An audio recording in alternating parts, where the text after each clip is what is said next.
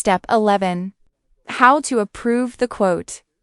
Once the quote has been emailed, the customer can open it and sign it electronically if they wish to proceed.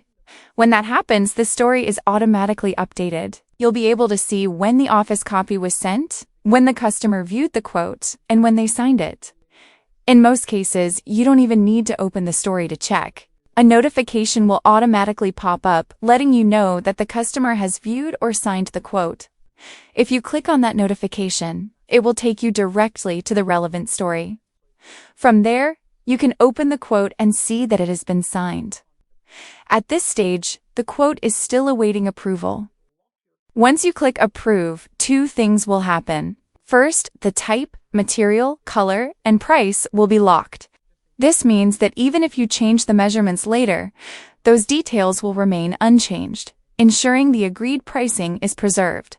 Secondly, you can transfer the approved quote directly into your accounting platform by authorizing your account.